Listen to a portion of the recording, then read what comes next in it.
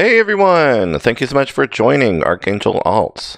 This is Gordon Freeman, the free man, bringing from the darkness into the light through the crypto revolution. Mass adoption equals liquidity. Liquidity comes from trading on a legitimate exchange, and we choose Binance. So thank you so much for joining Archangel Alts. If you haven't done so already, please subscribe, thumbs up, ring the bell, comment, come join us in our community. You will see. In fact, I'm going to go do it right now. I'm going to do it right now, this very second. Going to set you up with your very own link. It's going to be very exciting indeed.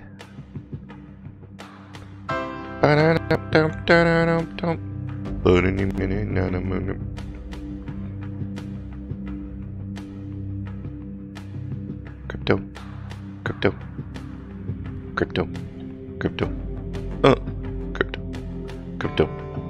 And Ezio's here!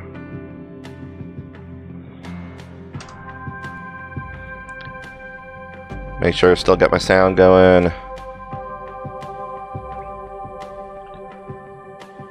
Yep, got my sound going.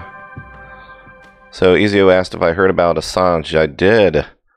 Very, very interesting. So I'll definitely keep my eyes open over there on the chat. So here we are. It is 11:30 p.m. on April 11th, Eastern Standard Time, 2019. Some combination, therefore, to hither. And trying to get the screen, give a little bit of room for the chart here. Still got the volume up. I've turned off the MACD just because it's taking up a little bit of space that we're not going to use for this. Thank you for joining our Market Watch. And kind of a sad day for crypto today. Been watching the trend going for a while. You know, we had several weeks of pumps and spikes for a lot of altcoins, and although it was very healthy because it helped a lot of people see that the cycles could start to bounce back from something that goes back either to August, September of the previous year, or more significantly for most coins in the pre-Thanksgiving range, or, you know, for the world, if you don't celebrate Thanksgiving, you weirdos. Oh wait, not everybody's thankful for the same thing in the same country at the same time. I get you. I get it. I got it. So let's just call it mid-November, insignificantly mid-November for everybody else, if you don't eat turkeys at the end of the month and beg for more stomach room. Something that none of us were able to stomach very well was the Bitcoin Cash hard fork, and that same week where the halving of Bitcoin happened that we're still clawing our way back from. And so that's, you know, where we are now. It's one of the worst trading days since then. But in the past about 3 weeks, we've seen kind of a series of spikes in the altcoins while Bitcoin was sitting in the $50 million, $60 million, $70 million, $80 million, $90 million 24-hour volume range measured in Tether on the Binance Exchange. There's kind of a microcosm of the larger ecosystem, but it is a very, what you see is what you get, non-fake pumped volume. It's kind of proven time and time again to be the one that is the best for trading, and really the best for assessing what is the health, what is the pulse of the rest of the ecosystem. So that has kind of translated now into when we saw this pump that happened on Bitcoin, and it was not a natural move. It was not news driven, absolutely not at all. Unless you can show me somewhere where there's a direct correlation of $80 million worth of extra confidence in a few minutes for anything, you know, in the middle of the night. You know, just like the clock strikes 12 on April 2nd, and suddenly everybody just has a mass awakening that Bitcoin should go to 4,800 on the nose. Yeah, it doesn't work that way. So it takes $80 million to pump $730 worth of Bitcoin. It continued up from there. Some of this was just plain old confidence. Some of this in here, some of this in here. But I want you to see that there are strategic times where there is an upsurge in volume, both buying and selling. That this is looking a little bit more to me. This range right here, unfortunately, looks more like a contract contract, let's just use different words, coming to fruition, the end of shorting contracts. That's what it looks like to me. It only takes, $50, $60 for it to be significant if you have $1 million, $10 million contracts, or a lot of them, tens of thousands of dollars. That's, about a $400 spread. That's not a good loss. What has been happening, and something that I'll teach over and over and over and over and over again, is that here are the main combinations. Okay, listen closely to my voice if you want to understand this stuff. Okay, the combinations are, the first part is volume and the second part is alts, and it is pretty much for every alt. If Bitcoin is going up and the price is low and the volume is low, so 3 different variables. Okay, and then one of the most important components, how fast. Okay, so you have going up, going down, volume up, volume down. You have current value up or down, and you have rate of increase or decrease. So you take those 4 variables against any altcoin at the same, and you have 4 times 4, which is 3, right? Okay. So you have literally 16 main primary variations on what's going to happen. This is, deep dive stuff simplified. So if, let's say, Bitcoin is going down and its volume is already low and its volume isn't increasing, okay? So going down and going down. So the price is going down, volume is going down, and its value is already low, and it's going down at a steady or slow rate, then most likely whatever coins are already tracking at that same place with Bitcoin, if they're not already in the middle of a huge pump, or they're on just the opposite part of their cycle, and they have their own thing going on, is just a general coin, is going to be 80-90% of the market at any given time, is going to track exactly in that same direction, and it'll have its own little, very small 1, 2, 3, 5, 7% up and down variance to that. If Bitcoin is going down and its volume is low and the price is low, but it is going down at a fast rate, meaning that the volume is increasing rapidly from sells, then alts typically are going to over-exaggeratedly go down, not at the same rate, but at a slightly faster rate. Okay, they're still going to track, but it's going to have a worse impact than if it was just happening steadily, which means that natural movement in Bitcoin has an adverse effect. Natural movement in Bitcoin has a positive trackable effect on the rest of the market. Whereas if let's say Bitcoin is going up and its value is low and its volume is low, and it goes up at a slow pace, most coins will sync with it and track upwards at a slow pace. If the exact same thing is happening, its value is low, it's going up, it is low volume, and it goes up at a very quick rate, usually it is going to steal that low volume from all of the rest of the market. And it's not because people freak out. It's not the FUD and FOMO of anything. Where people are like, "Ooh, I got to get out of this and get into Bitcoin." Although some of that happens electronically from the robots, some of that does happen from traders, of course. Some of it happens because people are shorting one of the other larger coins, like XRP, Litecoin, Ethereum, Tron, maybe, some of the ADA, maybe. But overall, it happens because of the math. There's X amount of trading volume available, and at that moment in time it is being used to artificially inflate something upwards. You would think that the resync would say, oh, well, the alts are going to fall in. Well, if it happens fast, they fall. So what happens if Bitcoin goes up rapidly and down rapidly, whether the volume is high or low already, whether the alts are already tracking or not? It's going to kind of shake them. It goes up too quick, alts go down. It goes down too quick, alts go down more. And so, unfortunately, that's what today has been about. And right now we're looking at $278 million, 24-hour volume. That is down from the 303 that I saw it at, I think, at its peak. And so we're going to see whether at this point in time the individuals behind the pumping that has been taking place are now going to let it go and see what the natural movement is, in which case we're going to see the fourth down of the market dig in its heels and shake a lot of, tens of thousands of people loose. I've been noticing the sentiment on Twitter and some of the forums is just, it's the typical misplaced thing that we need thought leaders, we need people putting us out in the forefront of this market, because I'm seeing that the people in the forefront are going to crash the market.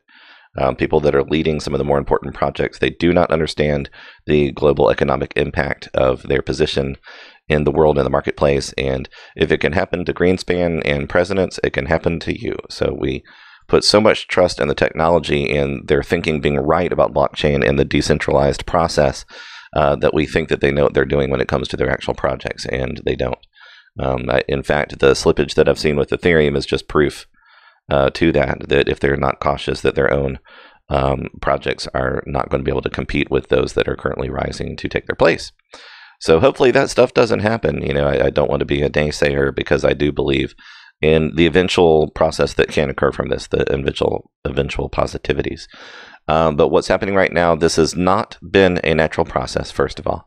Second of all, it has been done in such a way to where I look at, what is the nature of the movement? Because somebody is saying it's worth my time and my tens of millions of dollars to move things in a certain direction, sometimes cautiously, sometimes not at all, in order to have X, be the end of the equation. What is the goal? The goal of the equation. So, this buyout right here was very, very harmful. This one is very harmful. This was very harmful. It doesn't look like a big deal there, but I'm going to show you. This is really kind of amazing in and itself that we have this amount of green right now. It's actually grown since I started the live thing, and we have BTT sitting on the fence. Everybody that went in at 27 and 28, I'm just wondering when you're going to get your money. There's several thousand Bitcoins that are tied up in BTT that could be going to the health of the market that are just stuck in this junky new coin because people like Justin Sun for some strange reason. So everything else, it's not so much just that it's in the red, but it is. In fact, I'm at my favorites right now. So in fact, OAX is spiking up again. It's a second spike. These others, other than CELR, I may actually wait for it to have its first new sharp down and go back in. But almost everything else that's in the green is very artificial. It's because it was so, my goodness, low from the previous drop. It's only the fact that it's now beyond that 24-hour cycle. But these lows, they look like they're shallowing out, but they represent extremely low values for these coins, extremely low values. So, key should be in the 80 range, and it takes millions of dollars for it to get from 60 to 70. So you can imagine how low that is. BCD had gotten to 27,000. It's now, it's lost, a huge amount. Litecoin was having a surge, and now it's not. REN was, it was headed for 700, and now it's got to climb all the way. It's actually lower than when it began that climb. Don't really care, but you can see a similar thing. BCPT was making it, above the 1300s into the 1400s, and now it could even fall below 1,000. So if you have 100 BTC laying around, this would be the perfect time to invest in a lot of these. It would be kind of a remarkable time to do so. In cash, goodness, now when are we going to see our one passive position? It's literally just been cut off at the knees. And I've noticed that there is a new, I would say a shark, not a whale. They're big enough to be big in town that is spreading 30, 40, 50 Bitcoin across certain low positions. They're like, if it's already headed down, I'm going to try to pull the trajectory down just one or two more, and then you'll see the buy-in and the shift. So I've noticed this on several different coins. So they're either, several different people following the same new process, but usually I can spot anything that's new behavior. Fun had made it 20% up, and now it's got to start the process all over again. Woohoo! So yeah, not a happy day. Now, some of these could bounce very quickly, but I mean, my goodness, we had made it all the way up to, the 3,400 range and set to clear. There's the 33,510. And so going to have to repeat that whole process again. And here's the really, really, really tricky thing about this. People's over enthusiasm about the bull run's here, the bull run's here. No, it's not here. I'm the lone voice in the wilderness, except for nobody's picking up on it yet. Once we do have much larger crowds, I can have more influence. Until then, just sitting here talking to you. So, which is a great thing. Thank you so much for joining. But now that we are sub 5,000, again, a lot of people are saying, well, gosh, if it's not a bull run, I'm getting out. And that really is how fast the temperament changes. Because some people said, okay, I'm finally going to listen to you guys. What should I buy? They buy in, and then this happens. They're like, that's exactly what I thought about crypto. I'm out. So the problem with where things are is that they've been brought back down low. But when they were that low the last time, Bitcoin was at 3,800. So it only needed to go to 3,900 for them to go up 1%, and 4,000 for them to go up 2 or 3%, and 4,100 for them to go up another 1 or 2 or 3 or 4%. Now it's got to perform above 5,300 in order for them just to get back to where they were worth before. And don't think that that is, just the weaker coins. I mean, Ethereum and Litecoin got hit worse than some of the smaller coins. So everything is now working from a negative point in a person's portfolio if they were already holding positions that they were hoping to clear. So in the midst of that, how have we done? We've actually done pretty well. We've been clearing throughout this entire process, and it concerns me in the sense that things that we are already holding are going to have a longer journey, so we have to make more happen with less. And it's until I feel certain what the actual intention of the pump is for Bitcoin, whether they wanted another shakedown in order to get everything else at a very cheap price. Very well could be the case. But even things like ADA that are seen as tracking with Bitcoin are just getting, knocked away. I mean, this 300 right now, when Bitcoin needs to be in the 5,300 range, oh my goodness, that's so expensive. It's such an expensive trade-off. And the value is so low now. It's awful. So, not happy with the market right now. Not happy at all. And, it's just one of those things that this is not natural movement. It does not mean, you should take all of your money and go in on OAX. I mean, between, XRP and Litecoin and Ethereum and Tron and all the things that people care about, Steam, ADA, all these different projects, nobody's saying, oh, OAX is one you should put all your money into. Same with EVX. Nobody is saying you should put all of your money into that. Nobody is saying PPT, you should put all of your money into that. I think that these were the easiest ones to pump from the bottom, and they are very rarely anywhere in the top 40. KNC, the same thing. CELR is new, and I would be more aggressive on going in on positions with it if it had a track record. It doesn't. So it's 1,000%. Okay, there is no such thing. It's 100% speculation and nothing else. So you have to be very careful there. And considering how low the market is compared to what Bitcoin now needs to do, that's a very tough call. The best thing that Bitcoin could do right now is to go up basically like $1 an hour and just keep it slow and steady and do it on, $50 million 24-hour volume. Seeing $500 and $600 million 24-hour volume days on Binance for Bitcoin only works if the volume actually exists. If the volume doesn't exist, then it's either an artificial pump or it's coming from everything else. And that doesn't happen like a mind meld. There's no such thing as that kind of movement happening in the market. So Waves is an incredibly good buy-in point. In fact, if you had, several hundred Bitcoin, you should probably put one on every single coin and just wait and see how long it takes for it to go up to 10%. That'd be a pretty incredible move. Poe was hitting heavy in the 120s, 130s. Now it's got to climb all the way back from 114. IOTX. How much do you OTX? I don't. I really don't. The problem there is that it could go lower, and now it's actually starting to look likely.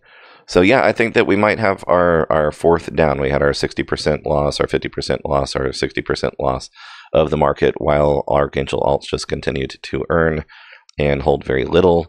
This may be what I would hope could potentially be the very last short-term holding pattern. We're getting to where we had very few coins left, and only our most recent stuff got knocked down by the stuff to a point where it's like, okay, well, how do I continue moving forward while waiting for older stuff to mature? There's very little that we have to wait it out. It's just sad to see that, you know, these coins have been sparking enthusiasm, and people are starting to believe in, you know, the future of crypto, that were maybe part of the voice of the mass adoption that we need to see. And now they're kind of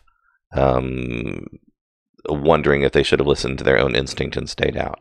So that makes me sad to see something that is a very selfish, self-centered, motivated propping up of positions, that it either is like we don't realize the impact that it has, or it's okay because the buy-in is, you know, the buy-in for the alts is stronger than the sell-off. And I think if that's the case, then they've miscalculated what they were doing. So who is the they? I'd rather not speak to that, because I think that I've already spoken to it enough. I got my opines, my opinions.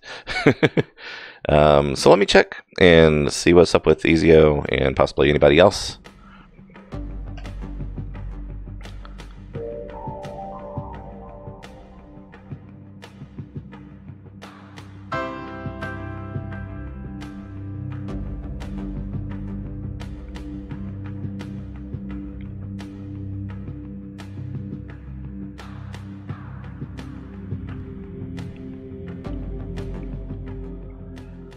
Oh yeah, Ezio was talking about the follow-up coin bots, and you know, it's definitely the Assange thing is interesting.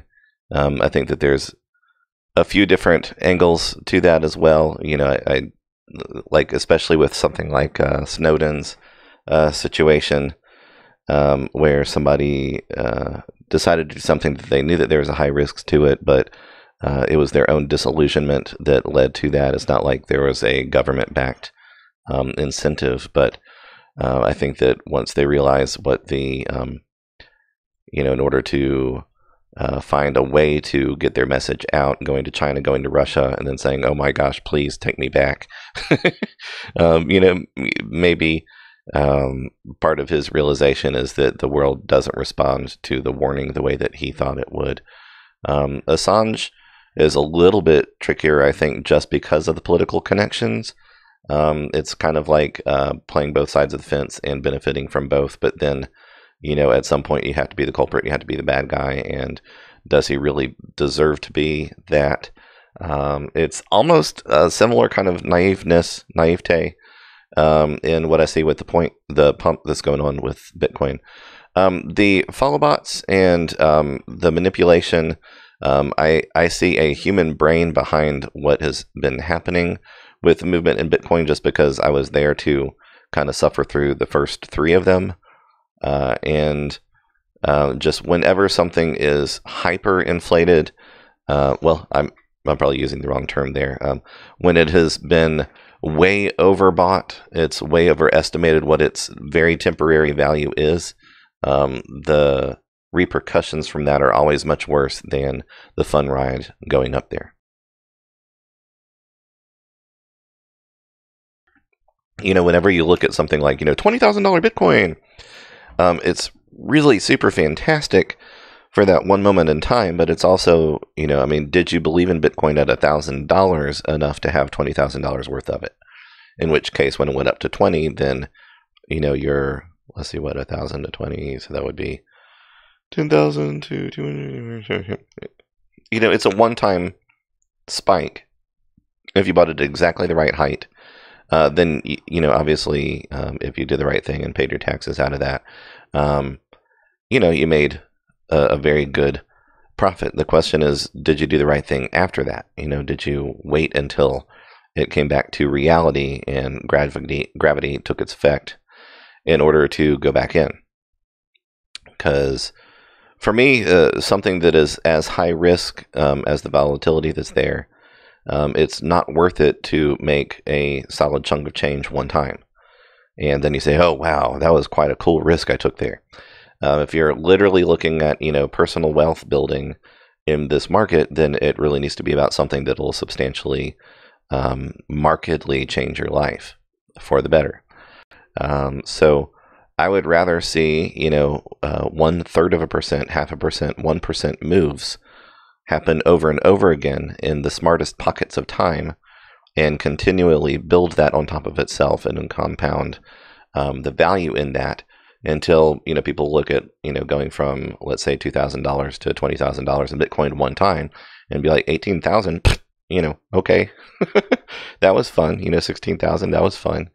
But now how fast can you spend 16 grand in this world? It doesn't last more than a couple of months. So, but what can last is if you had even a few $1,000s, and every time there was a 0.5% or 1% opportunity that is backed by several different other factors that you can take advantage of them. What I found is that there's two main prioritized types of bots, and one of them is 90% of the activity, and the other one is personally programmed in order to trace other things. Those that follow news and respond in kind, they do not lead the motion, they react to it. So anybody that blames them for activity doesn't understand the activity that triggered the changes. So there's nothing worse that you could do than to program bots to respond to shill news. Because the majority of it is shill news. And if it's on CNBC, they're going to wait until, Bitcoin's down to 4,800 to report that, the bull run is back. And it's Bitcoin rebounds. It's if you report what Bitcoin is doing once a week, then you've already missed 3 months worth of material. That's the pace that this stuff works. But, there was some actual bot activity that happened this week that was accidental, misfiring apparently, where the sell function was messed up and there was pretty heavy selling at a 10% loss on Bitcoin, and those kind of things can happen. But the majority of the bots that are out there, there's nothing really all that magical about them. You can program them to do hundreds of different combinations, but it's practically the same thing we look here, just without human instinct, meaning that you have bots that you could say when it falls to 20, right here where I'm pointing on the stock RSI, and buy, and when it goes to 80, sell. And you can look at BCPT here and almost consider that a self-fulfilling prophecy. I mean, this did exactly the pattern that a bot would look for. But then, okay, so it comes over here and it tests that range and it buys in at 20, and then it might say, oh, it's been this long and I was wrong, I'm going to go ahead and sell, or trigger my stop loss if the value is X, Y, or Z. You can add that to the MACD, and it's going to be really thrown off by a lot of this information. It's going to be okay, how come, when we got to here, it didn't do, the same cycle that we saw the last time, and it's at the high point, so it sells here, but it didn't trigger a buy-in until it was after less than what the fees were, et cetera, et cetera. So sometimes you can see, if enough bots are following the same positions that the indicators are putting out there, they're literally just saying, when it hits 1% of this threshold, or 2% of that threshold, or 1% of this profit, or 0.5% of that profit, et cetera, et cetera, et cetera. And they do well for the 60% usually that just the indicators alone will help with. But the more complex layers that you can add into bot trading, the more ifs, ands types of parameters and commands, the more that you could actually trade like a smart trader. So right now what we're seeing basically is that pretty much everything minus these everything CLR and above is very, very, very low in the negatives. And the only reason that you don't see more red here is because, 0.13% up from the horrible position that it's already fallen from. What it's basically saying is, well, we were this low. Now we're 0.13% better. We were horribly, terribly down here, and now we're only horribly, terribly over here. But we really need to be up here to be where we were. And that's a sad climb. I'm not sure how wide the impact goes from the actual traders. I'm not so much concerned about what the coin projects can do as I am about the people that may have been willing to give this an opportunity that are now being shaken loose from it. But yeah, there's programs that do bot programming really well, but they can't handle the changes in the market. And people have things where they'll set up profiles for bull and profiles for bear. And even then, it's not possible to get aggressive enough to make it worth the time. I know that at one point in time in our trading, I was trying to look at, how could I possibly balance more of the workload that I was doing in addition to some of the early trading while we were testing things. And so I did spend a lot of time learning and programming bot language and working for that on our trades. And the problem is, yes, it was able to keep an eye on things for an hour here or an hour there that I was needing to do something else. And it would make only the decisions that I would tell it to make. But I would still spend several hours a day going back in and reprogramming the bot for what had changed in the market. And nobody else is going to come up with a system or a plan that adjusts the market better than the way I do. So, do I want to spend time trying to constantly train an assistant that's not as smart as me? Or do I just want to wait and take fewer risks and make better decisions doing it actively? So the choice always came back around to, if there is a way for a bot basically to act like an incredibly intelligent indicator for me that I can continuously have it watching while I'm watching, then it might point out things that I didn't notice. But then really all we needed was something that would fire when certain high and low positions took place. So let me see what's up with Ezio again. Okay.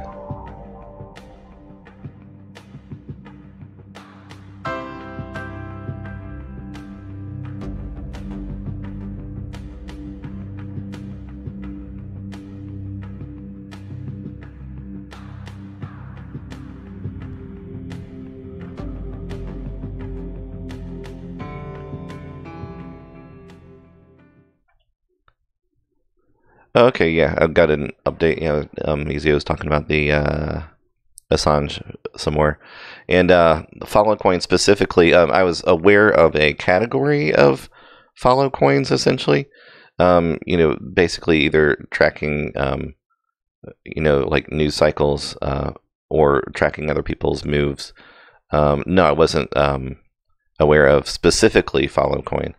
But that's interesting. And unfortunately, if the moves are, it depends on what the purpose of the move is. That's the problem. Is that if you're a whale, then you can have a setup where when you buy, it impacts the buy-in, and when you sell, it impacts the sell. And you can have that set up on the fiat trading against Bitcoin, Bitcoin against the other alts, and Bitcoin or altcoin shorts. So if you have enough of a system surrounding your methodology, then basically everything that's harmful to everybody else can be a plus for you. When it goes down, you win. When it goes up, you win. When it causes something else to do, one of the 16 variations we were talking about, it's a win-win-win-win, because that you're moving the market. That it's your timing of the market. And a lot of people will say, well, it doesn't work that way. My goodness. Yeah, CLR I'm going to have to keep an eye on. So this is not going to be an extremely long market watch. But it does seem to be one of the few that is performing well right now. Ones that we're hoping to see a rebound on. IOST, ADA, Go for sure. Go. It looks like it's performing well right now, but you got to realize that it was already doing this, and look at how it's come all the way back down, basically to its low point to work its way up again. So go. So yeah, in my opinion, this really was getting into the range of what it's actually worth. And, I don't think that it's exaggerated to think that if something can spike like this from, just about a 5-week period of time, look how sharp that sell-off has been. This is showing an undervaluing of, good market movement. So now probably is the time to move in and to buy back into the up cycle. It's, whenever it is more than a few hours that stuff gets stomped down, for it to come back up, it becomes a bigger and bigger question mark. I'll definitely check into the Altcoin thing. In fact, you know what? Why wait? No.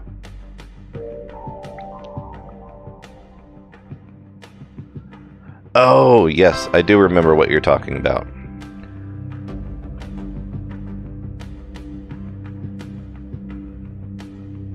Yes, Ezio, I remember what you're talking about with the Altcoin thing.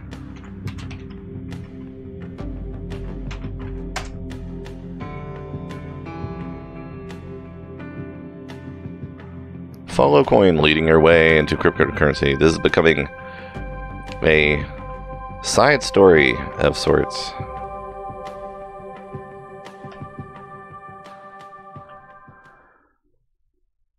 Haha! Altcoin. Let me make sure I'm not muted. Yep. We'll teach you how to trade cryptocurrency. Break down the complicated crypto world in small steps so you can start trading in cryptocurrencies the easy way. Further adoption of blockchain. Good for you. Because of your insights. Yeah, in fact, yeah, okay. I've heard of these guys. Gotcha. Partnerships. Civic is a big deal. So yeah, that's cool. We'll check it out more. Kind of actually sounds similar to what we're trying to accomplish with artificial alts. The thing, with our doing the live day trading and bringing information to you, we really want the private channel to work more as a kind of round the clock when things are happening, when they're happening. We give pretty much all of the actual market analysis and news information out there for free. And we have been doing a lot of the live trading out there for free. The problem with the market like this is, I personally don't want somebody just learning how to mirror stuff that's working well, but to actively actually learn a skill that they can take this and develop their own system based on our rule of fifths and principle of thirds, take the process and make it more meaningful by putting it relative to their own budget and their own personal goals, and then learn how to make those trades work for them. And it's difficult to be coming in from a place where the market is so wonky and upside down that they kind of don't understand what it means to trade against Bitcoin, because when you have a baseline that can be worth somewhere between $3,800 and $5,400, as opposed to fiat, dollar's a dollar, and it moves up and down a penny, and some of the less stable fiat currencies still will perform better than, let's say, for instance, this. This would probably be like Venezuela coin. No offense, but okay, a little bit of offense. So, what we see is cyclical. What becomes a really bad day for trading eventually becomes a good buy-in for everybody else. And that's kind of the reason for our, it's not really so much scalping as it is hot potato. What we're trying to show is that there is no real safe long-term move for the majority of your portfolio. And the actual value shown on the market, what a coin is actually worth, seems to be more about its number position, what its usability is on the marketplace, than it is the ideology. Meaning people say, I really like Justin Sun's, wacky approach to marketing, so I'm going to buy a lot of Tron. Tron is the future of, I don't know, being reckless. So I want to buy a lot of Tron. And then they'll see, well, it went from 800 down to 400, trading against Bitcoin. So they'll be like, well, the future is, it'll be the future. That's just a chance to, hodl more Tron. Okay, well, that may be the case. Isn't that interesting? ADA may actually be, well, I don't know. I think anything under 1700 is still a risk there. Yeah, so, bottom line, the market does not represent the sentiment or the true believer sentimentality of a lot of these. And I'm not saying not to believe in different projects. I think it's a good idea. But it's kind of like if you don't have a balance of fundamental analysis and technical analysis, then the fundamentals are going to drive your value down. The market has said since 2017 that'll drive your value down negative 87%. Not exactly what you're aiming for with a portfolio, but if you are a true believer, you'll buy it on the way down and continue to buy it on the way down and hold and hold and hold. And whenever there is mass adoption, most of the top 200, 300 coins should see a significant up at some point. The question is whether that up is worth it to you to earn one time, or you want to earn exponentially throughout the entire process. And that's really what we're aiming for, is for people to understand that, yes, this is a longer term process. It is absolutely a challenge because of what the industry has done. But exponential growth means that when you get into your first, let's say 10% growth, into your 20% growth, into 100% growth, when you do it the second time around, it should take about 97% of the time. When you do it the third time around, it should be about 80% of the time. And eventually, when you have quadrupled 5, 6, 7, 9 times, your value is so exponentially high. What's up, BitConnect? Yeah, you can't slow it down at that point. So I'm actually going to do some personal diagnostics and look into some trading. Ezio, it's always great to see you, my friend. And I hope that you've been doing well. Hope your trading has been doing well. And I'm going to check one more time, see if I'm missing anything new here. Yeah, talking more about the follow coin stuff. The question there, I think personally, is if it is helping people to learn some of the, most basic of skills, the most standard of skills. I am actually less and less of an API trading fan. API meaning that you can basically plug into the back end of the exchange and trade through a bot program. There's nothing mysterious from programmer side of it, but learning the indicators is more important than anything else, and everything has little snags here and there. And I've found that I'm a little bit too fast for the bots when I need to make a decision and go in and put a trade in and a decision to cancel out. I don't really want it thinking for me. It's like, hey, let me see if I can get a little bit more for you, and be like, nope, too much risk. You're not looking at the volume. And so, there are probably 14, 15 different times that we wouldn't have had temporary holds on things at all if it hadn't been trying to think beyond my positions. So a lot of times that doesn't work. But also being able to follow what has been successful for other people, if you are mostly looking to earn doing this as a hobby to earn money. My hobby is, let me see how much money I can earn on the side. And you're moving $500 here and there, or you're looking to make, just extra spending money or extra money to invest in something else, then yes, I think most of those strategies can work, because it's kind of that, at the very, very, very best, that 60-40 rule, where if you have a stop loss the 40% of the time that you're losing, and, your gains just very marginally do your losses, then it's kind of a fun passive side thing to learn how to do. But if you're trying to aggressively outdo any, interest earning account, any CD, any long-term investments, index funds, all that kind of stuff, you have to get into the almost 70% range. And anyone on Wall Street, the quote-unquote professionals, they don't move beyond the 70% range. Our biggest issue here is just riding the waves of the market, not wanting to have to get slowed down when the slowing down happens.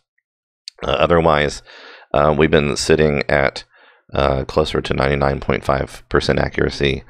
Most of the time since our launch, we've been 100%. I now, as of this most recent wave, have 3 huddles that are fairly significant, but they're new enough to where I think that if there's a little bit of correction that takes place now, that we'll see the light pretty soon.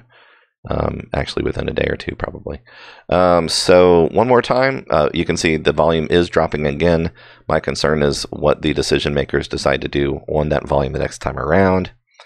And, you know, if it continues to come back up where it has been trying right now, the last several times that it's gone back up above 5,000 have taken the market down further.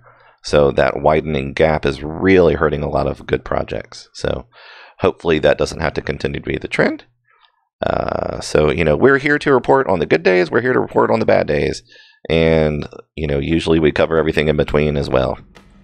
But it's always comforting to be in the company of friends. So, Ezio, very cool. I made over $1,000 and bought a project car. So, I'm actually going to type this in. Woo! Woo! Boom, boom, boom. Fantastic. Very, very cool.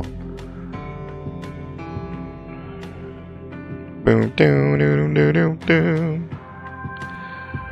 So, everybody, for now, I'm going to tend to some diagnostic stuff. I'm going to take a look at where some other things stand, and I think the market is about to pop. So there's very good potential that I need to check out on that stuff. So for now, Archangel Alts out.